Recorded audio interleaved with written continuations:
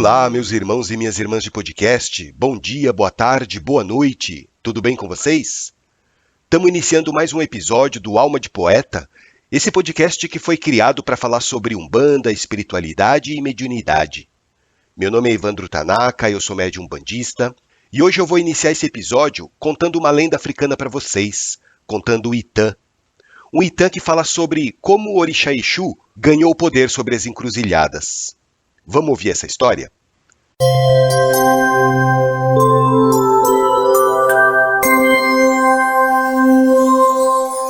Bom, conta a lenda que Exu não tinha riqueza, Exu não tinha nenhum tipo de bens, nenhuma profissão, Exu não tinha nada. Exu vagabundeava pelo mundo sem paradeiro, sem ter onde ficar. Então um dia, Exu resolveu ir até a casa de Oxalá. E ele passou a frequentar a casa de Oxalá todos os dias. Porque lá na casa de Oxalá, Exu se distraía vendo o velho orixá fabricar os seres humanos. E no tempo em que Exu permaneceu lá, ele percebeu também que muitos vinham visitar a casa de Oxalá, mas eles permaneciam lá por pouco tempo. Alguns ficavam 4 dias, outros ficavam 8 dias. Só que nesse pouco tempo em que eles ficavam lá, eles não aprendiam nada, né?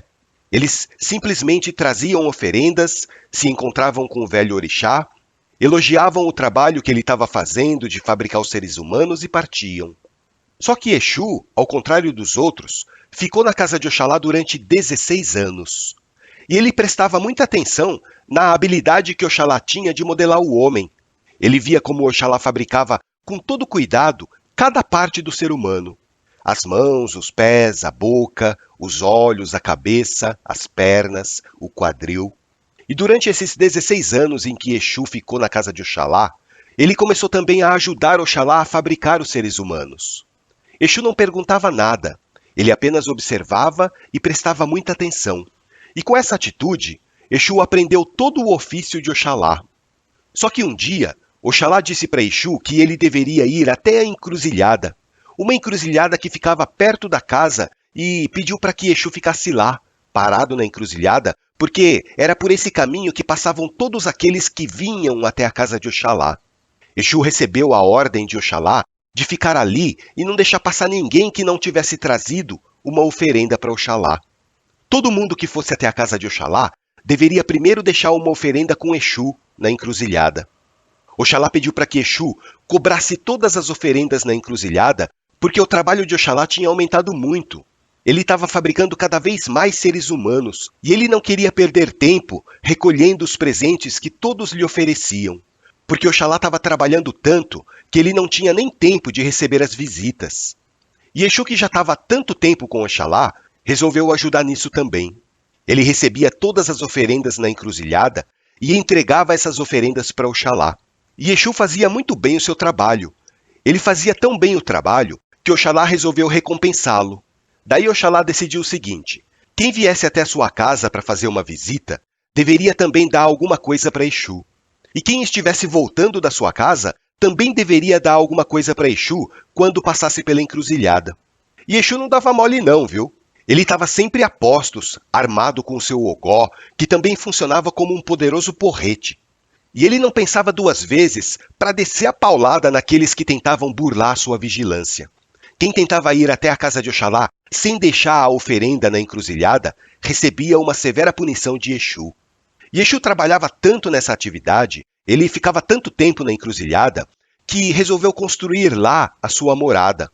Ele resolveu construir na encruzilhada a sua casa. Assim ele não precisaria mais se deslocar para ir para o seu trabalho, né? Exu passou a morar na encruzilhada. E com isso, por causa dessa generosidade de Oxalá, Exu ganhou uma renda, Exu ganhou uma profissão, ganhou o seu lugar no mundo, porque toda a encruzilhada passou a ser a casa de Exu. E conta a lenda que ele ficou muito rico e muito poderoso com todas as oferendas que ele recebeu. E desde então, ninguém mais pode passar por uma encruzilhada sem pagar alguma coisa para Exu, se não quiser receber um castigo severo. É interessante essa lenda, né? Essa é uma lenda africana que precisa ser interpretada aos olhos da Umbanda. Porque dizem os especialistas, os entendidos no assunto, que todo Itã, toda lenda africana que conta a história de orixás, precisa ser interpretada. Cada lenda africana traz nas entrelinhas as leis do nosso Pai Olorum. Bom, eu não sou nenhum especialista para interpretar para vocês o significado dessa história. Até porque eu não sou do candomblé, né? Eu sou da Umbanda. Mas se eu pudesse traçar um paralelo, trazendo para o universo umbandista essa lenda que eu acabei de contar para vocês, eu diria para vocês o seguinte. Na Umbanda que eu pratico e na Umbanda que eu acredito, existem dois orixás que foram primordialmente criados por Deus, pelo nosso Pai Olorum. Esses dois orixás estão acima de todos os outros orixás. Pelo menos essa é a vertente da Umbanda que eu pratico. E quais seriam esses dois orixás? Exu e Oxalá. Percebam que eu não estou falando do Exu entidade, tá? Eu estou falando de Exu Orixá. Porque a Umbanda que eu aprendi fala o seguinte. Antes do nosso Pai Olorum criar o universo, ele criou o vazio absoluto. E a esse vazio absoluto, ele deu o nome de Exu. E o vazio absoluto foge muito à nossa compreensão limitada de seres humanos. Porque o que a gente imagina como sendo vazio, ainda não é. Mesmo se você imaginar o vácuo no espaço sideral, esse ainda não é o vazio absoluto. Porque a simples existência do vácuo já é alguma coisa, né? Se você imaginar a escuridão, por exemplo, o breu, o nada, ainda assim não vai ser o vazio absoluto de Exu, porque o nada já é alguma coisa. Vocês entendem?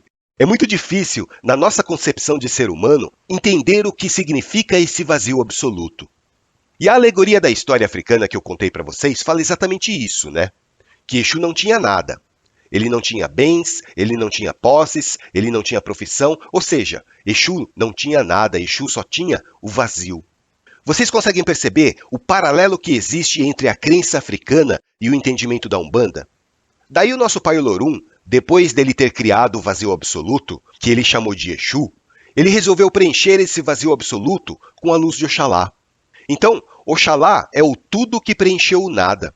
É a própria luminosidade de Deus que se espalhou por todo aquele vazio que existia.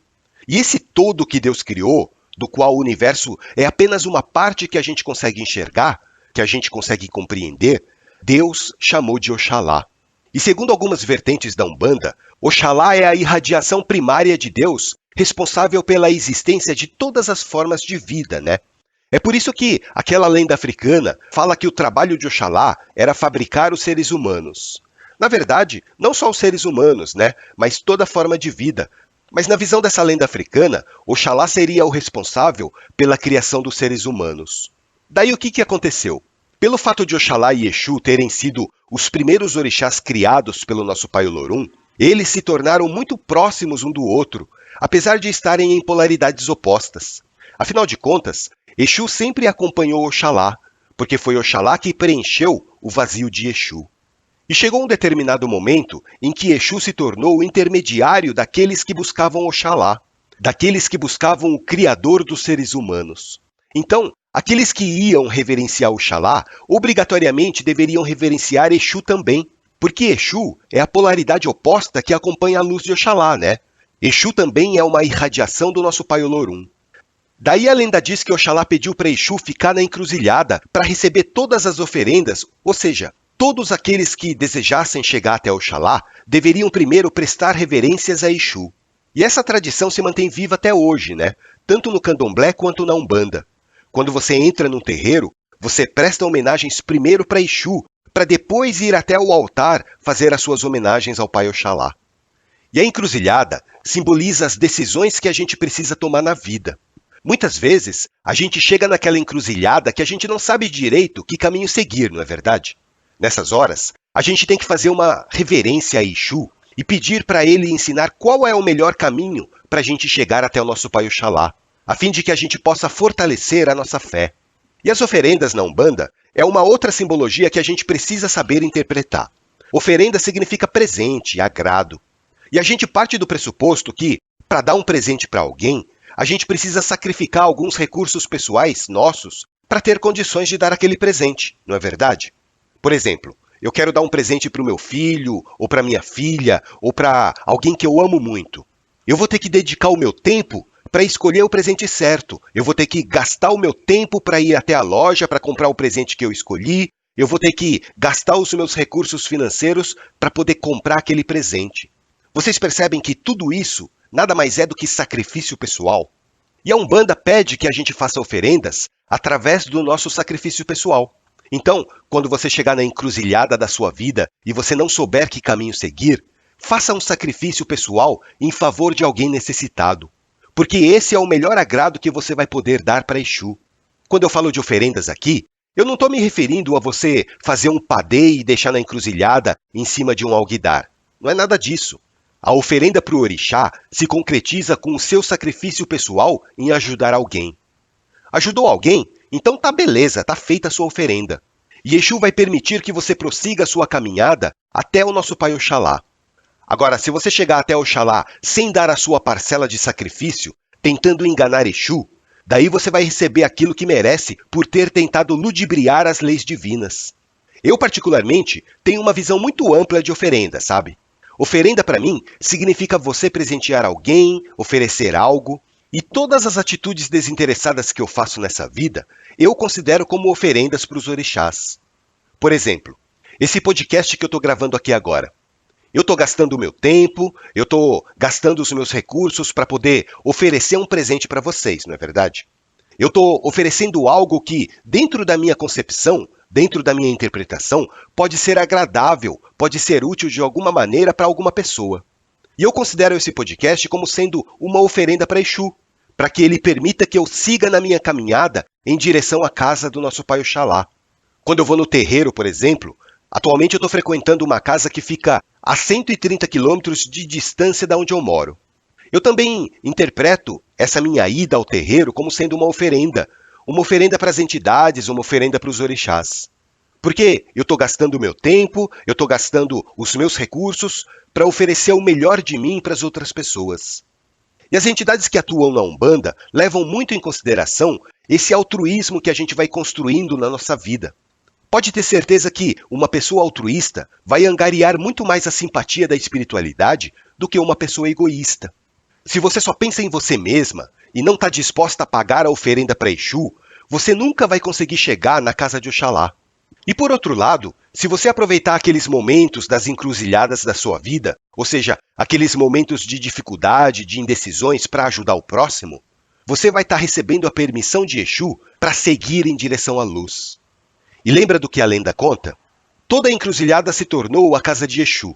Isso significa que toda decisão que você precisa tomar nessa vida, necessariamente, essa decisão deve ser embasada sempre para fazer o bem ao próximo, seja um familiar, um amigo, um desconhecido. Essa é a oferenda que você vai estar oferecendo para Exu, para que ele permita que você prossiga o teu caminho com segurança. Daí, quando você chegar na casa de Oxalá, você não vai precisar fazer uma outra oferenda para ele, né? Porque a sua oferenda você já fez quando você se encontrou com um Exu na encruzilhada. Você entende? Quando você ajudou o próximo, você já obteve o aval de Exu para seguir em frente na tua caminhada. Oxalá disse para Exu, fica lá na encruzilhada da vida e recebe as minhas oferendas. É isso que Exu faz, receber os presentes que antes eram direcionados ao Pai Oxalá. E isso tem um significado muito profundo, né? Dar a oferenda para Exu significa que você vai estar oferecendo o seu sacrifício pessoal, você vai estar direcionando os teus esforços, os teus recursos, enquanto ainda está na encruzilhada, ou seja, enquanto está enfrentando os seus dilemas. Porque depois, quando você encontrar verdadeiramente Oxalá na tua vida, parte-se do pressuposto que a tua cota de sacrifício pessoal já foi feita no momento anterior. Vocês entendem? Esse é o entendimento que eu tenho dessa lenda africana. O entendimento de um Itã analisado à luz da Umbanda. Quer reverenciar Oxalá? Reverencia também a Exu. Reverencia ele nos teus momentos de dificuldade, que ele vai saber te orientar, ele vai saber te proteger da maneira certa. Bom, gente, agora vamos mudar de assunto? Já faz um tempão que eu não passo nenhuma poesia do Pai Antônio para vocês, né? Então, vamos aproveitar o restinho do tempo que a gente tem nesse episódio para recitar uma poesia recebida do plano espiritual.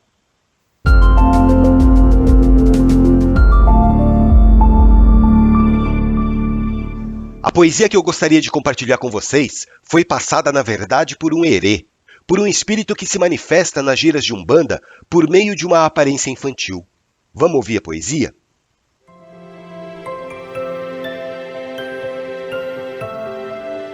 Eu sou aquele que espera o chegar da primavera, do outro lado da vida, após triste despedida. Te carreguei nos braços, estreitando nossos laços, com desvelado carinho, a te mostrar o caminho. Mas hoje sou a criança que te leva a esperança para um futuro redentor, iluminado de muito amor. Tu me guardas na lembrança, com essa forma de criança, para poder me aproximar e mostrar o que é amar. Sou aquele que te ama, quando lágrimas derrama, pelos problemas do mundo, no teu abismo profundo. Ontem tu fostes o filho, mas o vagão saiu do trilho, e na vida te perdestes, por amores como estes. Não carregues teu queixume, viva como um vagalume, com tuas luzes a piscar. Sou apenas uma criança, mas ofereço essa mudança, se quiser me acompanhar.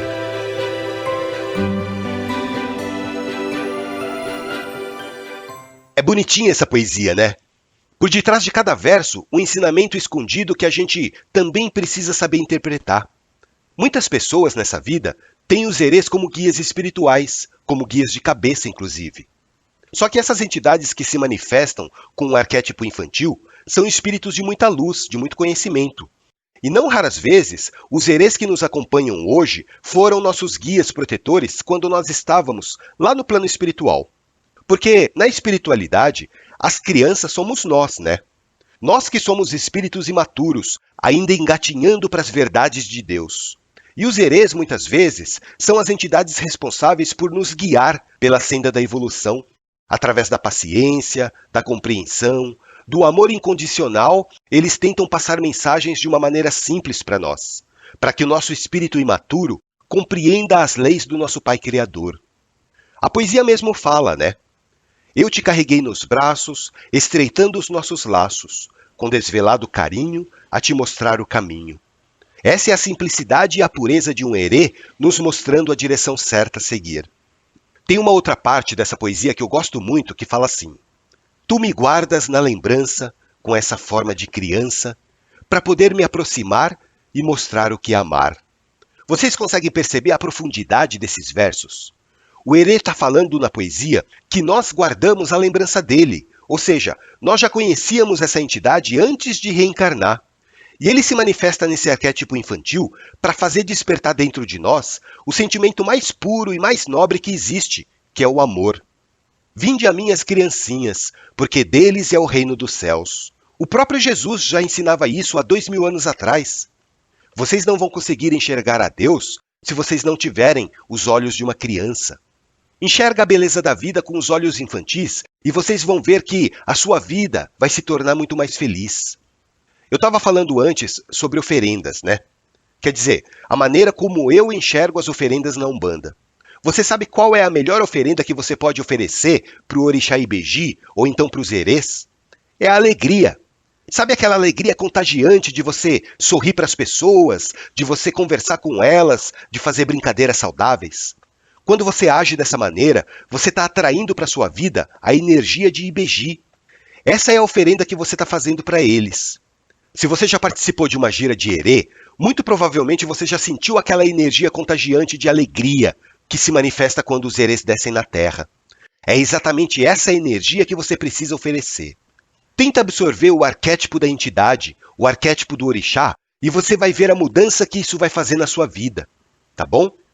Então é isso, gente. Hoje vocês ouviram a lenda que fala de Oxalá e Exu, a gente conversou um pouquinho sobre a simbologia das oferendas, e a gente terminou esse episódio recitando uma poesia passada por um herê. Espero que vocês tenham gostado. Continuem prestigiando o podcast Alma de Poeta. Nós estamos presentes nas principais plataformas de áudio. Você pode encontrar o Alma de Poeta no Spotify, no Deezer, Amazon Music, Google Podcast, Apple Podcast, YouTube. Você também pode acompanhar o Alma de Poeta no TikTok, no Instagram e acessando o nosso site, almadepoeta.com.br. Um grande abraço, minha família querida. Fiquem com Deus. Que o poder de Oxalá, de Exu e dos Ibejis possam atuar na vida de vocês com toda a intensidade. Espero vocês no próximo episódio.